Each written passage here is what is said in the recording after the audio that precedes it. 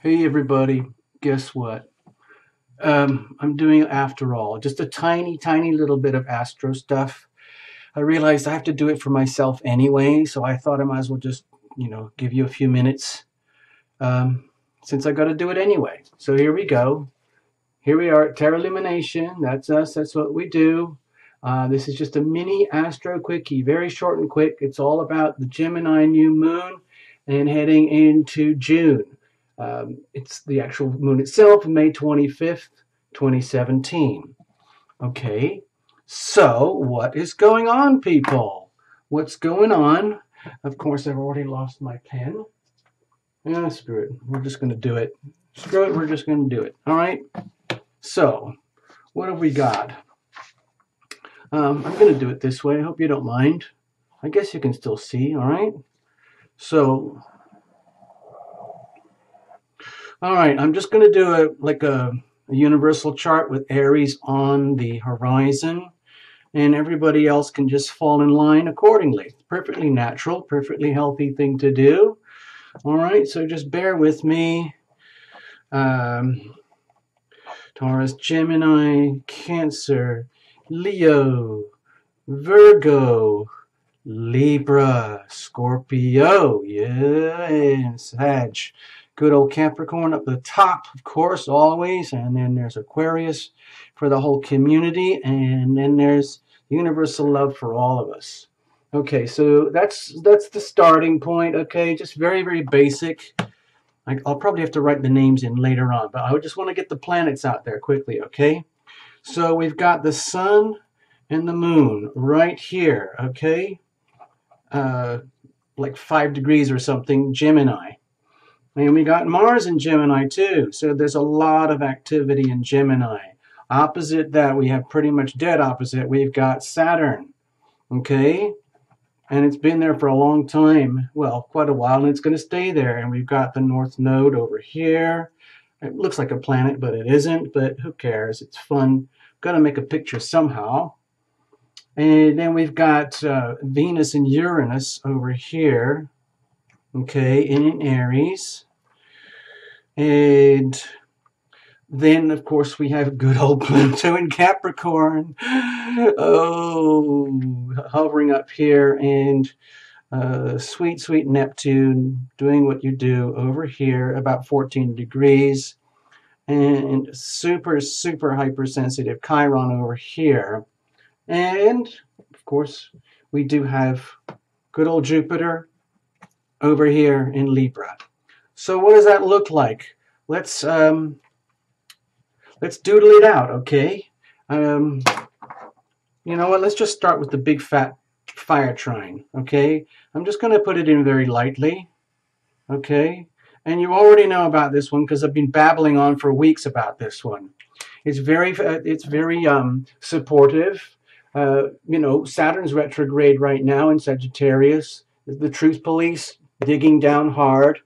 And here's Uranus over here in Aquarius, very close with Venus, all about our unique identity in Aries, but it's working very supportively. In other words, how can you manifest your truly unique identity in a way that is authentic and effective in the world at large, not just for you, in such a way that you can like truly shine the way you need to evolve, coming up within the next year and a half or so with this North Node in Leo. So this works. It's very handy for everybody. I'm not going to dwell on it, people. It's just there. Make the most of it, all right? It's great for Sag and Leo and Aries, and also for Libra, Aquarius, and Gemini. It's just makes it like a little bit smoother because there's some much heavier stuff going on. Ow. We still have this puppy going on, okay? Remember this? We've done this before plenty of times. This is the big old T-square with big old badass Pluto right smack in the middle, around 18 degrees or so, pushing very hard on the Aries-Libra axis. So anybody with a prominent Aries-Libra axis in their chart, whatever it might be, they're really going to notice it. They're really going to feel it. Because what it comes down to is trying to figure out how to function healthily in a relationship, okay? Specifically in the relationship, self and other and self, where there appears to be, potential power imbalances. In other words, how can you continue to be your authentic true self while at the same time allowing the other to be their true authentic self? And it's not as easy as it looks, people, because we naturally want what works for us. Often that happens at the expense of others. It doesn't have to be, but sometimes it works out that way. And Pluto's not going to let up. It's not happening anytime soon. It's actually focused more on Venus here. So it's really, really emphasizing the dynamics of love and love relationships, especially if there's something very awkward going on in your own relationship dynamics or someone else's relationship dynamics. It's going to become very, very evident about what is out of balance. And how do you deal with it? Because the balance can feel very, very, very, very, let's just say, like with Pluto energy, it's very, very extreme. So you just move a little bit here and there, it is going to affect the other. Just one little, if you act selfishly and egotistically and stuff, it's going to backfire on you. But if you start giving away all your power to the other, that's going to backfire on you too. There is a balance. It's truly, truly, how can you function and behave and live together and still be yourselves? Go figure it out, people. I have to do it. You have to do it too. Okay? It's only fair. And at the same time, guess what? We got another one. Oh, no. It's right here. You probably spotted it already. Yay. There it is. And this is a sort of awkward, sensitive one. And it's been going on for a while, because this one over here, this heavy square between Saturn and Chiron and Pisces, that has been really, really kind of like touching people, touching their nerves, like the deepest, most sensitive parts of yourself that have not been addressed, or they've been a cause of your self-undoing because they've been so repressed or ignored or buried or denied, to the point where it's actually becoming toxic. You don't realize you're becoming toxic to yourself because of all these like deeply buried wounds that you've been refusing to address. But it does need addressing.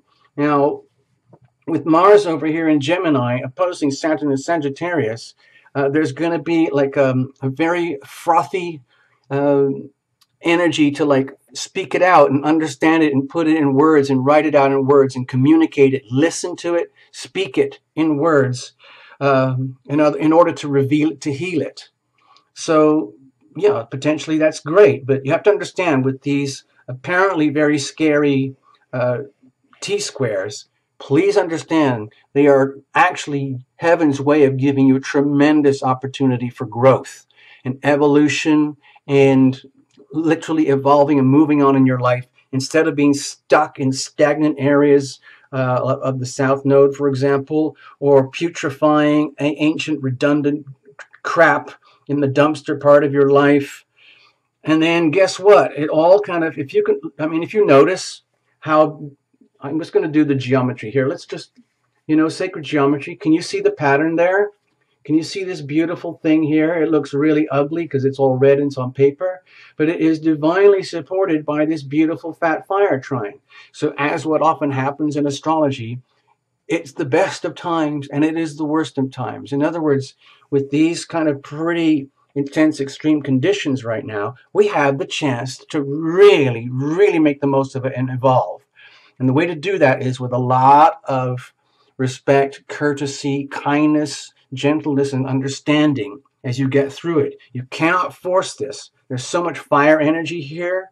The temptation will be to like pound and make it happen. With the Pluto energy, it's going to be pushing, pushing, pushing. We have to resolve this. We have to resolve this.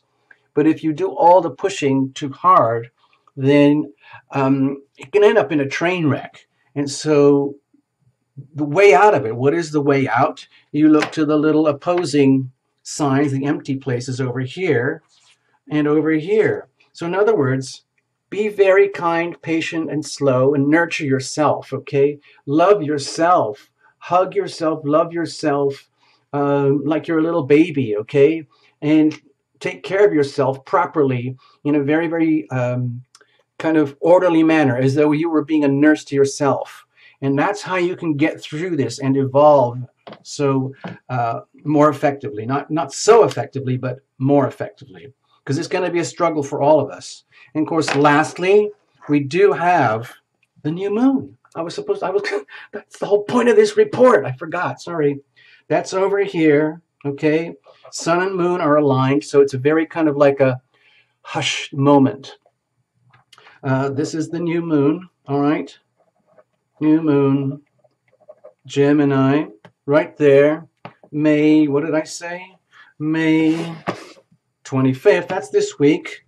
25th, I think it's Thursday for us over here in the north. 2017. And so what happens is there's all this powerful Gemini energy down here. And what that's going to do is it's going to help us to actually integrate it like in a way that actually works. In other words, we're going to have the opportunity to witness ourselves living through all of this stuff and be able to put it in words. So long as we are deliberately, very deliberately kind and gentle to ourselves and each other, nurture yourself, be very, very kind to yourself, take care of yourself, literally, and others. The most loving thing you can do is love yourself first. Take care of yourself first, because then that's good for everybody else. Then you're the best you can be for everybody else.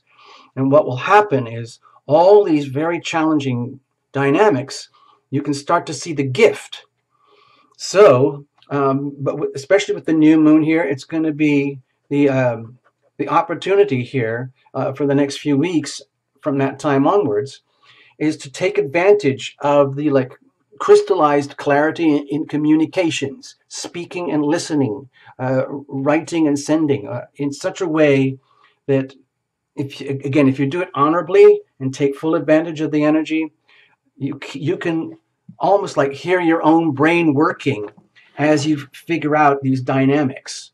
You can actually sort of have these amazing awakenings, like, oh my God, now I get it, and I can put it actually put it out in words. In other words, you could go to your journals and start writing things out one by one by one. Now I understand why so-and-so did that to me and how I got involved and what was my part in it. How did I screw up? How did I hurt them? How did they hurt me? Is there a responsibility for me? And go on and on and on. Sometimes it's really effective to do that because you can really start to pull out the the code of what's happening and how and why. And when you start to understand how that code works, it's evolution. It's less like freedom, spontaneous freedom in relationships under intense pressure. Bammo! Evolution. Okay? Spontaneous, gentle, incremental release of all the little wounds and slivers and heartaches and sabotage, self-sabotage, sabotage by others, incrementally, one by one, revealed so that you can heal, okay? So please understand, as scary as these red ones look, they are working for you. They are here for your advantage, okay? And the big fat green one is there to tell you it's going to be okay. We've got your back. The planets and heaven and the healing power of love, we've got your back anyway, okay? So I'm just going to fill in the names so it doesn't look just like a ridiculous little, scientific puzzle or something. Here's Aries, Taurus, okay? Gemini, I think I got that. And after that, I'm just going to leave it. I mean, there's lots of amazing astrologers out there. You can go check them out too. I'm just giving you my spin on it because these are the notes that I'm going to have to live with for the next few days. Okay? I just keep them here with me, okay? And here's good old Virgo. It's just that you're seeing me do it live. That's all. That's the only difference. I wasn't going to show any of this to you. But I thought, well, if I'm going to do it, let's just do it, Sagittarius. Here's old Capricorn up here. I'll squiggle it in up here. And then you can play with this over the next few weeks. I mean, it's just a short little video, but it's going to be operational sort of more or less for the next few weeks, you know, as the new moon energy starts to play out. All I'm saying is just take advantage of it. Okay, you know what I'm going to do while we're here? I'm going to highlight those. All right, so so there's Aries, there's Taurus, there's Gemini, there's Cancer, there's Leo, there's Virgo, there's Libra, there's Scorpio, okay, let's just do it. Okay, there's your Sag, there's your Capricorns, there's your Aquarius, and there finally is your Pisces. Okay, so I'm going to give you a close-up look, and you can scan it, okay? Here it is. Everything I've just been babbling about for the last 15 minutes. There it is. Do you see that? I'm going to just slide it down, and then I'm going to go around in a big circle, okay? And you'll see it that way. So we start over here with Aries, okay, on the horizon. That's the same Aries for everybody. Then we go through Taurus. Actually, there's some planets in Taurus, excuse me. But they're not very activated right now except for a Yod. That's not right. I need to put that in there. That's not fair. We can't leave out Mercury. How do we communicate without Mercury? Dang. Yeah, there's that Yod, okay? There's the Yod. That's the finger of God telling us we have to evolve in relationships, okay? There's no escape. The Yod will not let you go. I'm going to start the circle again. Here's Aries, okay? Here's Uranus, here's Venus. Here's Taurus, Mercury and Taurus. Here's Gemini. You got the sun and the moon, new moon, and there's Mars and Gemini. There's the way out, the help, like the emergency, like relief button, Cancer. There's where we're all headed, North Node. There's dear little Virgo, taking care of business, doing everything properly, organizing everything, getting it done. And there's Jupiter, okay? Jupiter in Libra. There we have good old Saturn and Sagittarius at the top. There's Pluto and Capricorn, okay? And there's Neptune and Pisces over there, and there's little tiny Chiron. Oh. So I'm just going to leave it like that. I hope that looks okay. So here's what we were doing. Just organize it. Okay, that's what this little video is about, okay? Got it? And now I'm just going to leave up the little chart for you, and you can play with that for a few minutes. Couple of minutes, all right? I'll just leave it there. And if you want to take a snapshot or something, you can do that. Just help yourself, okay? This is literally what I do. And then I just figure it out. Like, put it this way, for example, if you're an Aquarius, I'll just be twiddling the chart like this.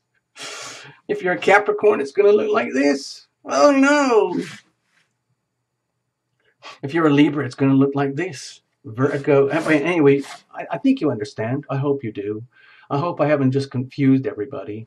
But there it is. There you are. Okay? That's my little new moon video just for fun, shits and giggles from Tarot Lumination. Okay? I better sign it down. Okay, there's TL. Okay, that's me. There we are. Tarot Lumination. All right, we did it. We did it. Yay, we did it. Actually, one of the reasons I had to do it is because a lot of people were asking me, please just do something about this stuff. So there we are. All right? Okay? It's up to you guys now. You got to make the most of it. Like, it doesn't even matter what the planets are doing. It's still your life, your world. You have to make decisions, okay? There's no escape. It's all about making decisions or not. You create your own world. And on like that. We already know that. That's what we do at Tarot Lumination. Okay? Thanks for visiting. I love you guys.